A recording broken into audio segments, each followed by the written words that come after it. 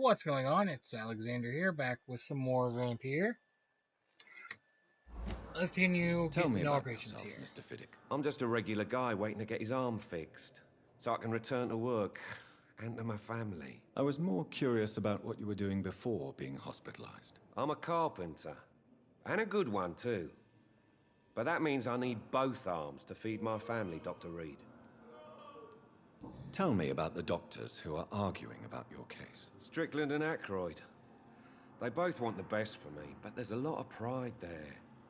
Doctors are no different from carpenters, it seems. What do you mean? I often had professional arguments with rivals on a building site.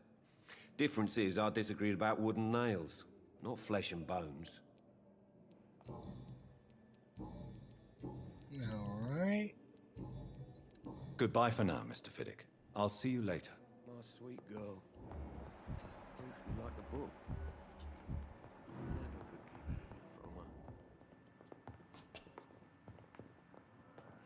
Good evening. I'm Dr. Reed. Can I help at all? No, Really? Why are you here then? I don't want to talk. My throat hurts too much. I suppose that this pain is the reason you're here. Is someone taking care of you? Yes. And no. Could you at least tell me your name, sir? Mortimer. Mortimer Goswick. How painful is your throat, Mr. Goswick? So painful I'd rather not talk at all, Doctor. I'm sure you realize a doctor and his patient have to communicate, sir. Would it help if I gave you some paper and a pen? Not really. I see. Then maybe it's not just your throat that hurts, Mr. Goswick. Perhaps your sore throat is just the consequence of something more hurtful. Yes, maybe. But I don't want to talk or even write about it now.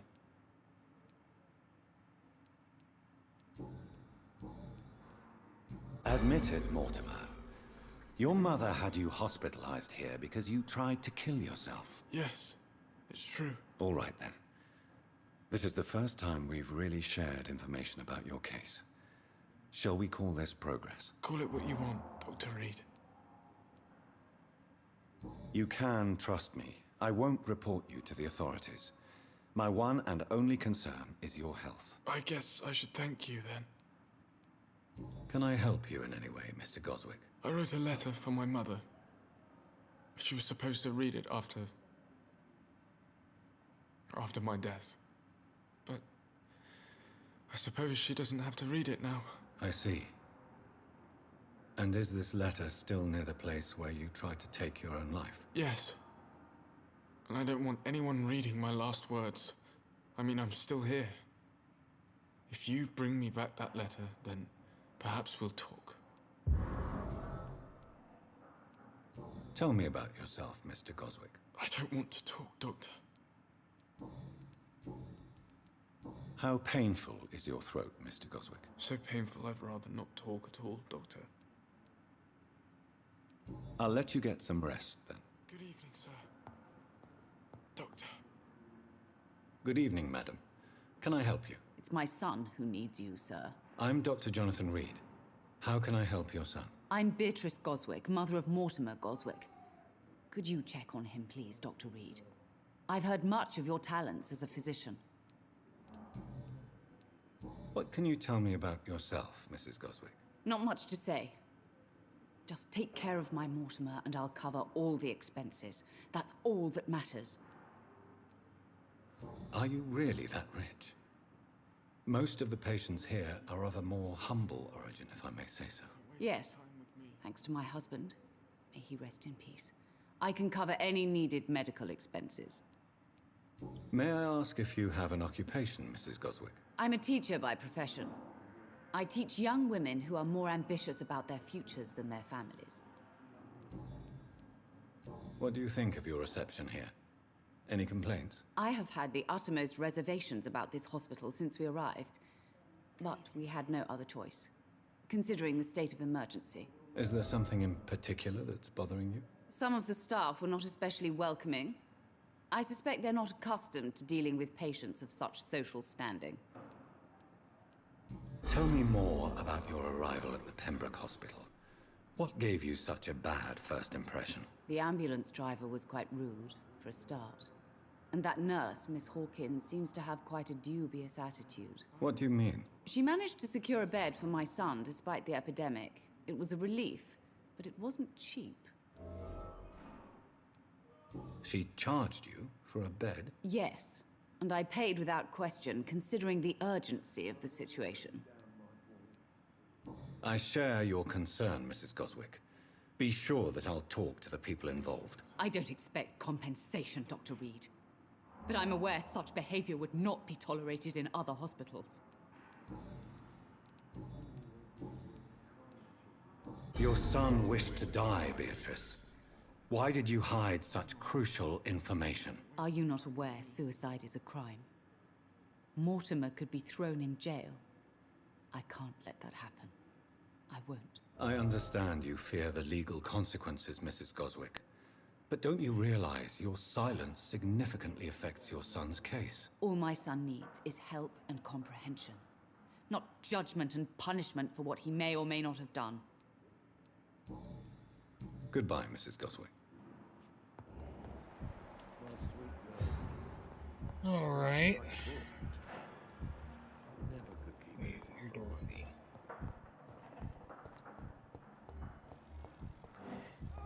You are an unknown. Good evening, Doctor. I believe we're going to be working together. Dr. Reed. Dr. Swansea informed us of your arrival, but I could not dare to believe we'd have such good fortune. Such an honor, sir. Thank you. And you are? I am Thoreau Strickland, Dr. Thoreau Strickland. I'm a great admirer of your work, Dr. Reed. Please, could you tell me something about yourself? I'm a great admirer of your work concerning blood transfusion, Dr. Reed. I run my own experiments. I'm convinced it's the future. What made you choose to be a doctor? I'm not ashamed to admit you and your work have inspired me. I am honored to have the opportunity to work by your side. Useless, research exhausting. It's always a pleasure to share scientific and medical knowledge with someone eager to learn. I'll be glad to help you if I can. This epidemic may be the century's most terrible disaster, but I'm convinced that we, as doctors, are the only ones able to defeat it. I based my technique on my mentor's research. He helped me perfect my method. What is yours? I'd rather not talk about it. For now, it's just theories and first approach. My process is purely experimental and unsuccessful. As long as you're cautious and methodical, you may remain empty-handed, but you won't fail.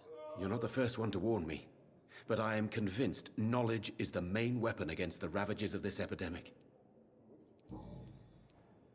What do you think of Dr. Ackroyd's aversion to modern medical methods? It's a shame he's so narrow-minded. Dr. Swansea taught me that science is about exploring uncharted territory. I'm convinced that's true. With the influenza and all that's going on, you should put your differences aside, don't you think? Why is it so difficult to work together? I believe that if Dr. Ackroyd had been the one to discover the transfusion process, he would be the first to recommend its use. So you believe it's just a question of jealousy and pride? Dr. Ackroyd is as proud as he is blinded by his obsolete concept of medical science. What can you tell me about the Pembroke? Well, it has always been an honor to work with Dr. Swansea. But with your arrival, I can't think of a better opportunity to learn about blood transfusion. You seem quite optimistic. It's a rare and precious attitude in these difficult times. I'm convinced that this epidemic is a test of endurance and dedication for us men of science. Questions remain about our capacity to resolve the situation. True, true. Last summer, during the first wave of the epidemic, I used to joke with Milton about the extra work. We're not smiling now. Do you need help with anything in particular? Well, yes, maybe. I'm waiting for a batch of products I ordered for my personal research, yet my supplier seems to have vanished. Do you want me to play the errand boy for you? Oh no, Dr. Reed. But if you went personally to his shop, what with your reputation and all, he wouldn't dare to refuse the products I need. I see. Well, give me the address, for I may pass by if I have time. What can you tell me Oh, about nope. the... Well, it has always been Don't an... do that. Personal question. Tell me more about your willingness to experiment with new medical techniques. Harvey Fiddick is a patient suffering from a severe injury that could cripple him if not treated correctly. I'm convinced your blood transfusion technique could help him. What is it you really want? To save him? Or to prove your point? Fair question. I want nothing but to save my patient, Dr. Reed. Especially since I know Mr. Fiddick's story. This personal involvement could also appear to be a lack of impartiality. You must know that a good surgeon must remain neutral. I agree. But that does not excuse Dr. Ackroyd's behavior.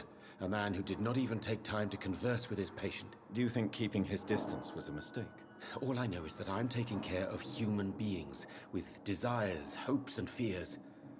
Not some biological machine comprised of blood, bones, and flesh. Tell me Mr. Fiddick's story. Our first diagnosis was compromised because Mr. Fiddick lied to us about the real origin of his injury.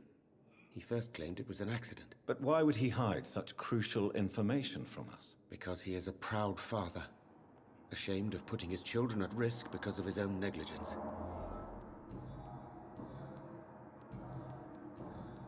Goodbye, Dr. All right. Strickland. Where was Ackroyd, Dorothy, Harvey? Good evening, Mr. Fiddick. Good evening, Dr. Reed. Any news about my operation? Tell me about your injury, Harvey. Why do you feel so guilty about it? My wife died because of me. And now I may lose everything because I've been careless enough to hurt myself. What an arsehole.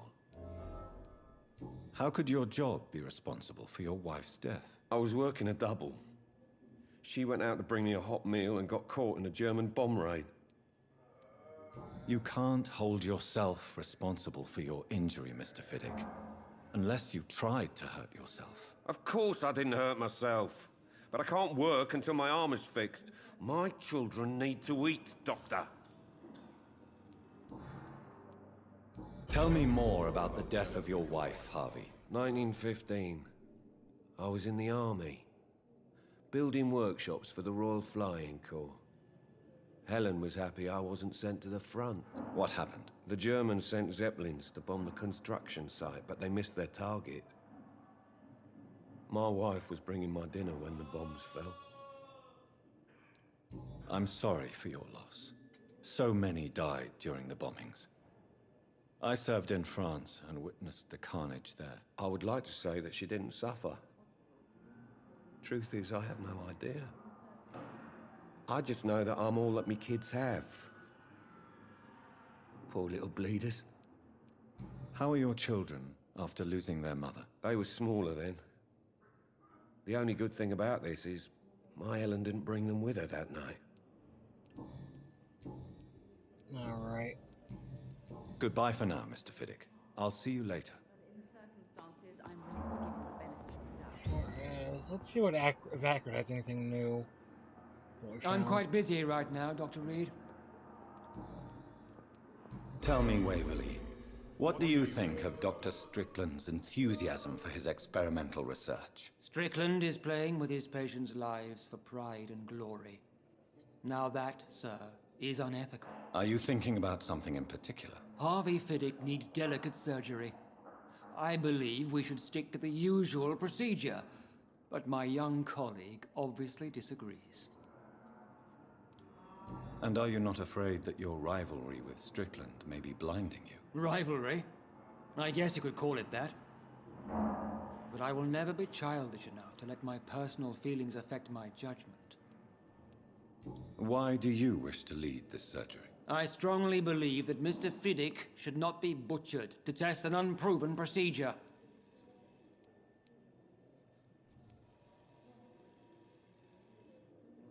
Other people may say that's too conservative a point of view. Conservative? And what are you going to say to Mr. Fiddick if he loses his arm because of the operation? Because that's what's going to happen if the surgery is a failure.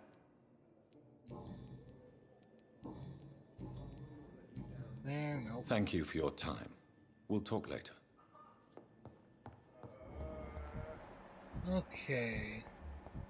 So we need to talk to Pippa. And then we'll leave start trying the side missions that we can do right now.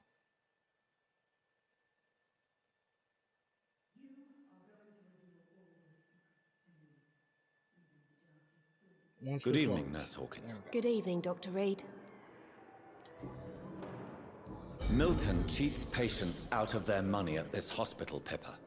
Are you his accomplice? Yes, I am. Is this your definition of being useful? By abusing the sick and poor? No. It is my definition of getting out of this useless life once and for all. Why do you do it? Why not? Most of the sick who paid for a bed are already dead, or will be soon. Don't you see the futility of all this?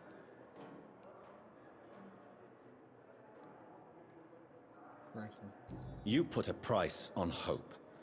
This goes against everything you swore to uphold as a nurse. Report me then, Dr. Reed. Report the little nurse and keep on lying about the surgical errors, the wrong dosages and diagnostics that we all covered for the sake of our colleagues. Whose idea was it? What difference does it make?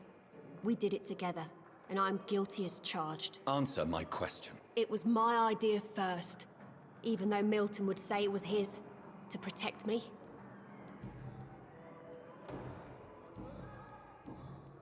Goodbye, Nurse Hawkins. I'll be honest, that's one that we will probably wind up reporting them for. I don't care for their relationship, but that's not right to be charging people. We need to talk to Clay, though.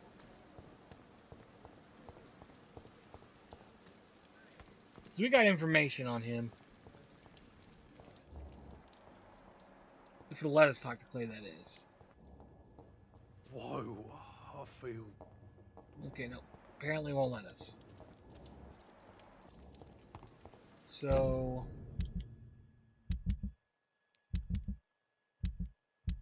which one of these has our journal?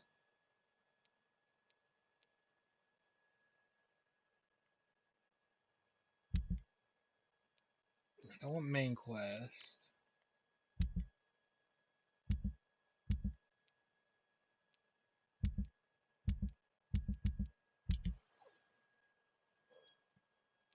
Oh, local investigations.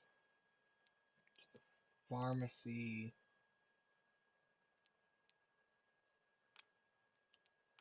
Check all these? No. We're gonna do that one first. That's the first one we got, so...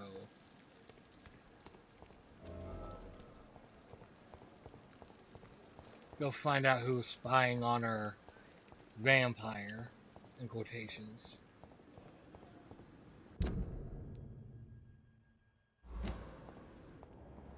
Said it was near the garden, near the morgue. Thelma Howcroft said she was being watched by vampire hunters. Where are they hiding? I should investigate.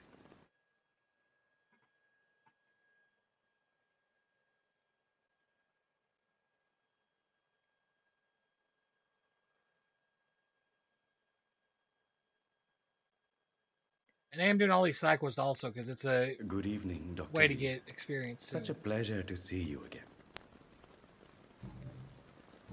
Let's see. Goodbye, Mr. Chidana.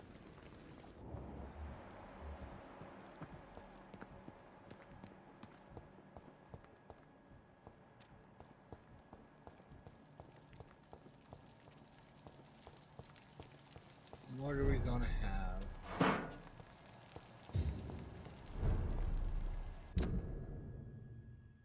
Here we are. That's showing that it has to be in here.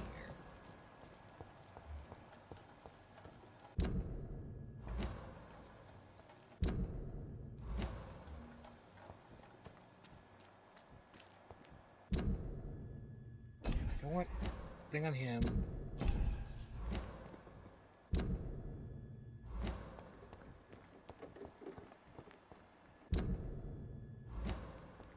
Okay, no. Alright, everyone in this here, thank y'all for watching, and I'll see you in the next one.